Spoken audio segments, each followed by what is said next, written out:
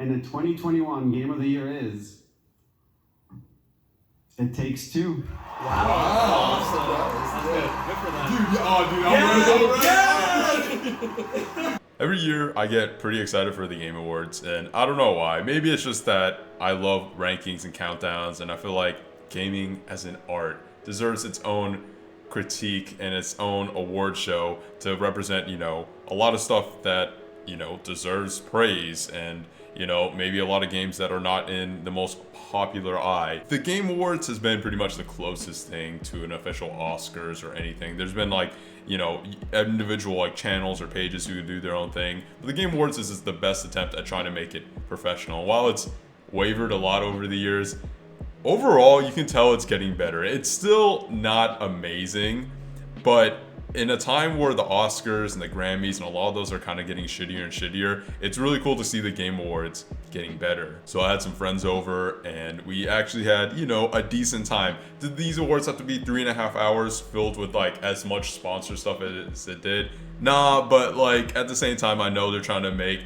a name for themselves. They have to be able to afford a lot of this to get kind of their name out there. And, you know, all things considered, I was entertained for most of it. So let's just talk about how it was structured in general. The biggest disappointment, and the biggest disappointment in all award shows nowadays, is that the awards take such a backseat to everything else. Now, I think the awards were actually pretty good in terms of who won stuff. So obviously the big one, It Takes Two, was the Game of the Year, which is super surprising. I would have bet Resident Evil, maybe, you know, Deathloop were like the obvious ones. So giving it to It Takes Two is kind of a big deal because one, it's still technically an indie. I know they kind of did it with Hades last year, but Hades had a lot of talk and praise. And while It Takes Two was reviewed well, I just feel like it wasn't as big of a deal in the popular media. And maybe it will be now. But yeah, it's kind of ironic because that's the only one out of the 6 Game Award nominees that I haven't played. I own it. It's sitting over there. I just need a friend to play it with.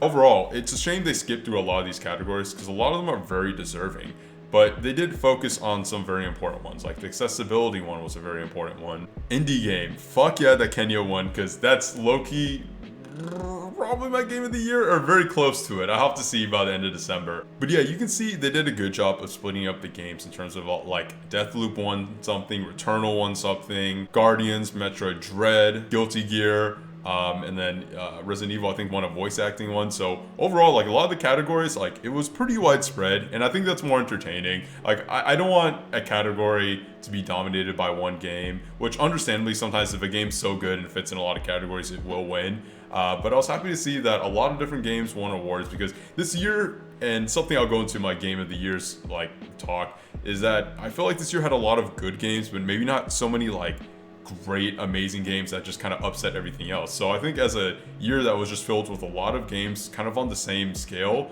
of being all pretty solid, like I think that makes sense.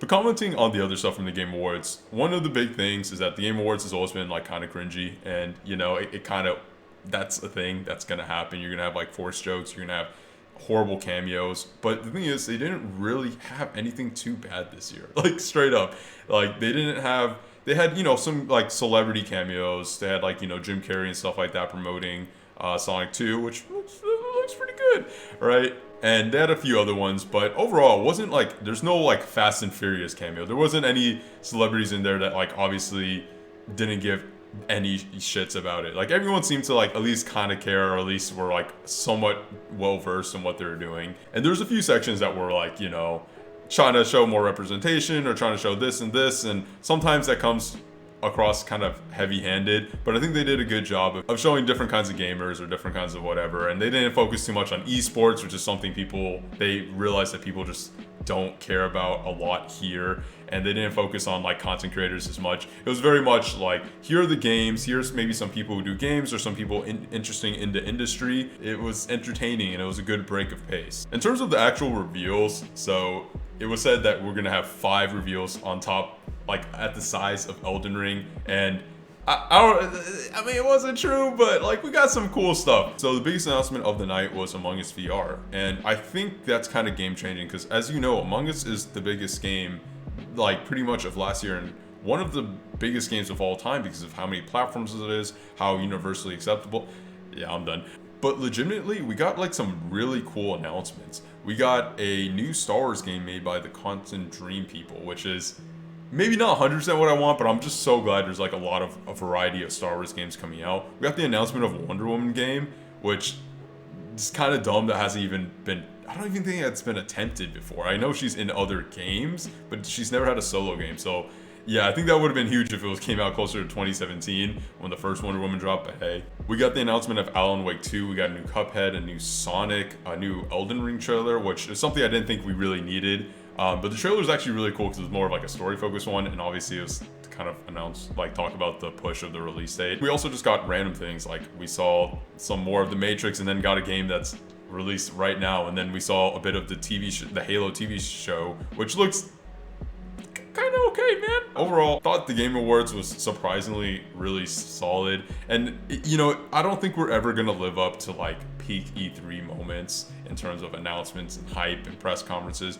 And obviously there's a lot of sponsor stuff in here, and the majority of people don't want to sit down and watch 3.5 hours of this. I understand that, but as someone who's like kind of really in tune to it, who really enjoys like just seeing developers go up there and talk, unfortunately I was hoping the It Takes Two person would kind of go off again. I thought they're gonna go on like off on Take-Two, like the company, and just kind of ran on that, because that's some shit he would do. But I think he was just really humbled by the fact that he won that award, and it's kind of crazy to see that character arc of when he first announced his first game and where he is now. So good for him, good for his team. And good for the Game Awards in general. I think this is a strong direction for it to go in. Again, I don't think this was amazing. I think it definitely dragged, especially towards the end. And they could have paced these announcements a lot better. They could have cut the runtime a lot. And I know some of this is for money and stuff like that. And a lot of the sections individually are good. It just has a lot of pacing issues. And there's obviously a lot of stuff that we don't care about. So if they slim this, if they kind of keep this like energy, if they focus a little more on awards and actually kind of not just list out like a bunch at once just to get them out of the way, which kind of sucks because a lot of these people deserve to come up and say something, then I think Game Awards could be kind of great. I was ready to shit on it and say, hey, the Game Awards sucked this year, fuck the Game Awards, right? But no, I honestly like was fairly enjoyable. It wasn't amazing, it was, you know, in the middle, but like a great direction, and I think it's improving. So yeah, mostly positive. Thanks for watching. I've been off of it for a little bit, so coming back strong, hopefully. A lot of top 10 videos, working really hard to finish a lot of games and movies and stuff like that, so I make a complete top 10 list or top 20 list or whatever it's going to be before the end of the year. So yeah, thanks for watching. Hope you enjoyed the Game Awards, and see you next time.